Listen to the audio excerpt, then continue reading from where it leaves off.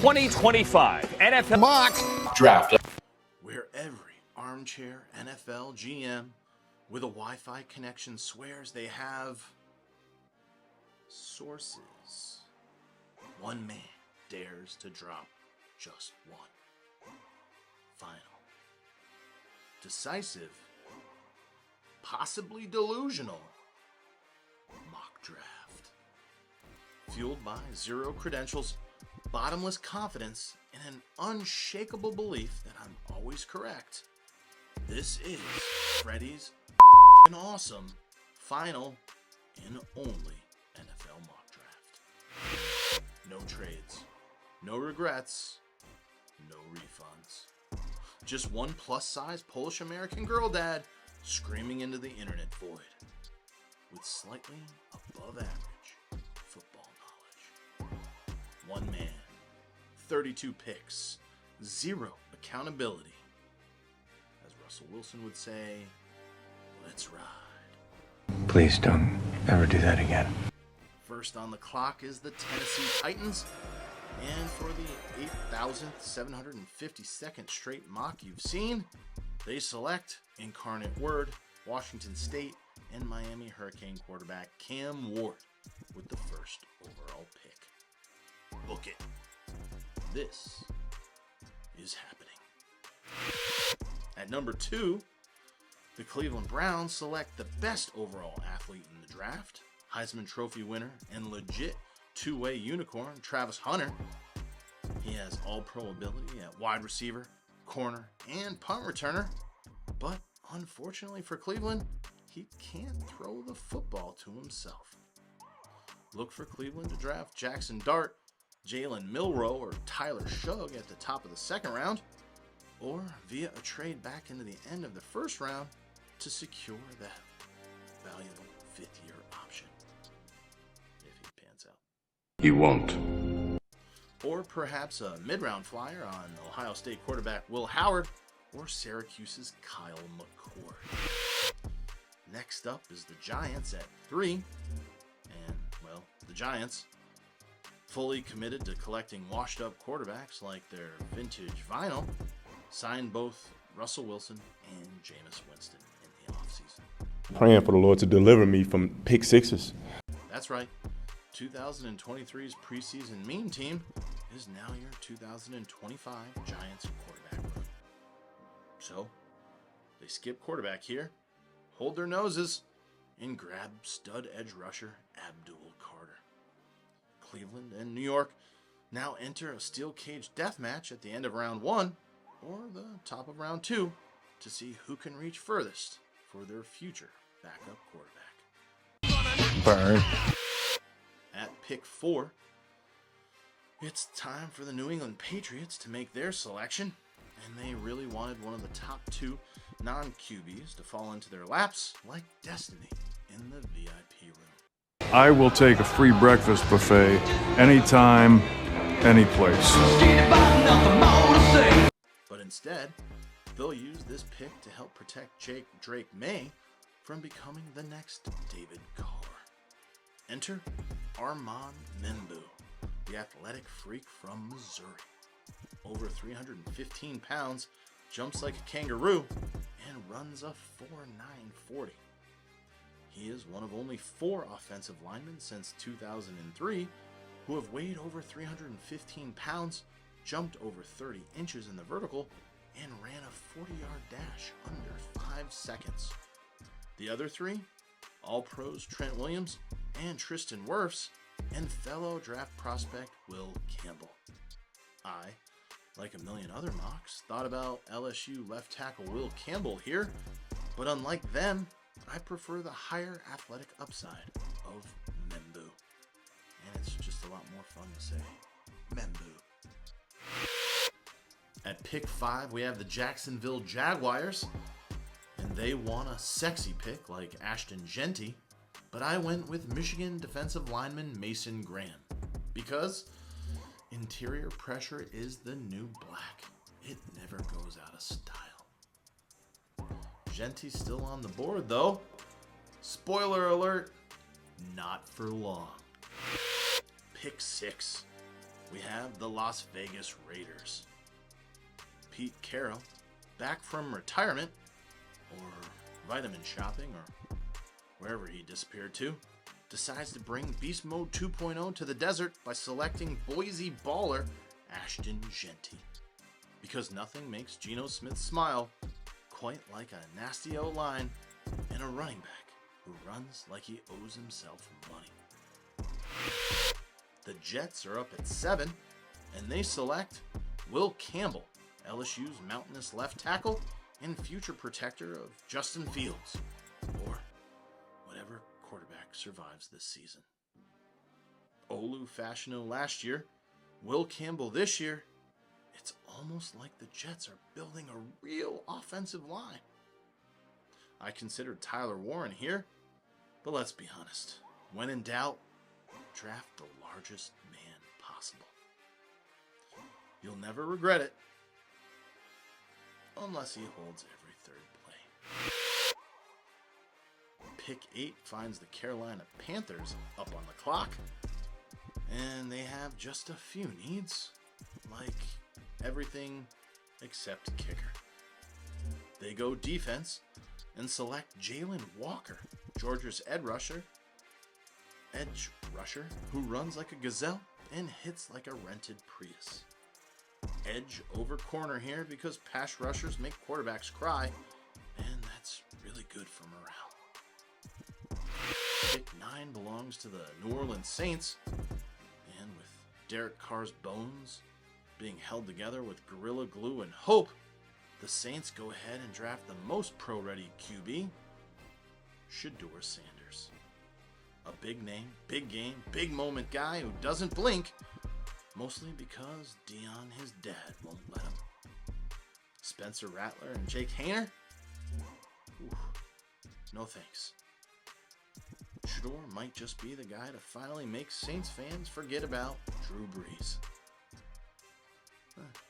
Probably not, but what is life without hope? Pick 10 belongs to the Chicago Bears, so let's give Caleb Williams a shiny new toy. Tyler Warren, Penn State's tight end, and Gronk in training. I considered Kelvin Banks or old Mario Hampton here, but if you want Caleb to succeed, why don't you give him a tight end who can block, catch, and run people over? San Francisco is up at 11, and well, they lost half their team in free agency and are budgeting to pay Brock Purdy in actual dollars now, so they take Texas tackle Kelvin Banks Jr. Trent Williams' expiration date is fastly approaching, and you must protect the Purdy. Protect the scheme, protect those 49er vibes. Banks is a plug-and-play stud who will make Kyle Shanahan say wow in 3 different tones. The Cowboys are up at 12, and boy do they need playmakers and a gag order. But they can only draft 1 on Thursday night. Enter Matthew Golden, the Texas burner who brings speed, toughness, and enough football IQ to cover for Dak's worst errant throws. Tet McMillan was tempting, but Jerry Jones saw the word speed and blacked out from excitement. At pick 13, we have the Miami Dolphins, with Jalen Ramsey maybe headed out the door, and the Dolphins seemingly allergic to healthy DBs. They go with Jahdae Barron, the Swiss Army knife from Texas. He can play outside, inside, and downhill. A corner who likes to hit? What is this? The 90s? Yes, please. The Indianapolis Colts are up at 14. And, well, Anthony Richardson needs weapons, therapy, and some bubble wrap. So the Colts draft Colston Loveland, the Michigan tight end with long arms, soft hands, and enough route running to make linebackers' life a misery. He's the whoopee your QB dreams of. Whether that QB is Anthony Richardson, Daniel Jones, or a likely 2026 draft pick. At pick 15, the Atlanta Falcons are up on the board. Last year, they picked Michael Penix in a shocking twist that made no one happy except Penix's agent. This year, they remember pass rush is actually a thing and take Mike Green from Marshall. Watch his tape against Ohio State and try not to draft him. Spoiler, you'll fail. Arizona's up next, and with their biggest needs being corner and linebacker, I debated between Jahad Campbell and Will Johnson, and I decided to go with the more premium position of corner and drafted Will Johnson for them. He's tall, twitchy, and makes quarterbacks feel seen in a very, very uncomfortable way. The Bengals are up at 17 now. Everyone knows the Bengals are terrible on defense and that their best pass rusher wants out of the Queen City. But the oft-injured Joe Burrow continues to get hit more than a Mahomes piñata at a Jamar Chase birthday party, so the Bengals invest in his personal health plan. Alabama guard Tyler Booker. He's a people mover with great character, better hands, and a nasty mean streak. He'll keep Joe upright for at least 2.5 seconds, an eternity by Cincinnati standards. At 18, we have the Seattle Seahawks, who shed a tear or two when Booker went one pick earlier, but it's okay because Gray Zabel from North Dakota State University is still available. Nasty, smart, and likely to bite someone in a pile. Just what Coach Mike McDonald wants protecting Sam Darnold. At pick 19, Tampa Bay is on the clock. Levante David is ancient by NFL standards, still good, but approaching Gandalf age. Enter Jahad Campbell, Alabama's rangy linebacker with elite tools and a shoulder that hopefully doesn't fall off. If he stays healthy, the Bucs might have landed their next franchise cornerstone player. If not, well, they still have those sweet creamsicle jerseys. Those are actually pretty great. At pick 20, the Denver Broncos are on the clock. Sean Payton has been looking for his Alvin Kamara, so they go with Omarion Hampton, the bowling ball from North Carolina. He runs angry, catches clean, and sticks linebackers in pass pro. At pick 21, the Pittsburgh Steelers are up. They still need a quarterback, but they're still not getting one here. They select Ole Miss defensive tackle Walter Nolan. A mountain of a man, a trench troll, a human brick wall with just enough wiggle to ruin your Sunday afternoon. Nolan brings size, strength, and enough bad intentions to make AFC North quarterbacks question their very existence. He's powerful, he's violent, and he's got a first name that sounds like a Wild West sheriff.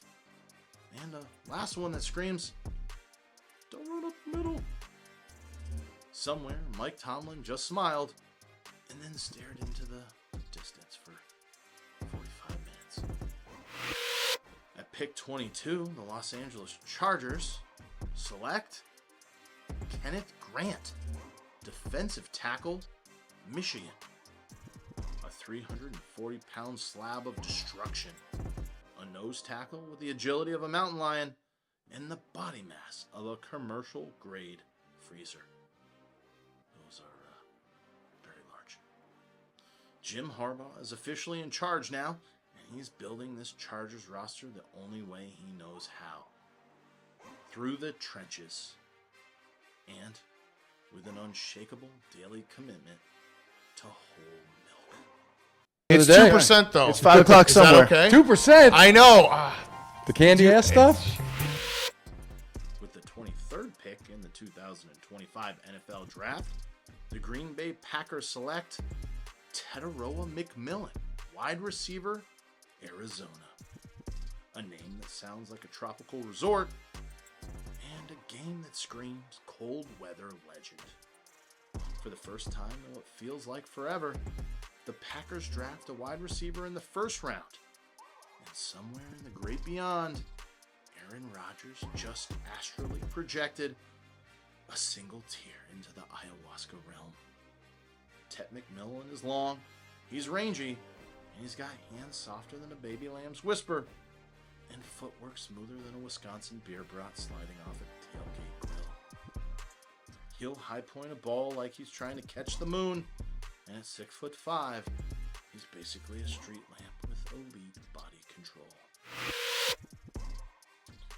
Minnesota is on the clock at pick 24, and they select Nick Emenworry, safety, South Carolina. Big, fast, hits like a Norse god with unpaid parking tickets. Nick Emenworry is what happens when a hate-seeking missile grows a conscience and decides to use it exclusively to end crossing routes. This man doesn't tackle, he delivers spiritual reckonings. This is a man who looks at Lutefisk and says, sure, I'll hit that too. At pick 25, we have the Houston Texans on the clock, and they select Josh Simmons, offensive tackle, Ohio State. C.J. Stroud was sacked 52 times and pressured on 39% of his dropbacks last year, the highest pressure total in the NFL. And then they thought it'd be a good idea to trade his best lineman, Laramie Tunsil. Now, if not for a midseason knee injury, Simmons is a top 5 pick, no question. The tape speaks fluent dominance, elite feet, violent hands, and a habit of driving defenders out of frame. So, here, Stroud gets himself a personal bodyguard who blocks with the ferocity of someone who's been personally offended by every single edge rusher. At pick 26, the Rams are on the clock. With Cooper Kupp's warranty expired last season, they grab Luther Burden III, the electric slot wide receiver from Missouri with juice, wiggle, and vibes. He was a top 10 talent going into last season, but then Missouri's quarterback room happened. Burden's an absolute steal here, and you can thank bad quarterback play. The Baltimore Ravens pick at number 27, and they select Malachi Starks, safety, Georgia Bulldogs. Because when you already have one terrifying do-it-all safety in Kyle Hamilton, why not add another?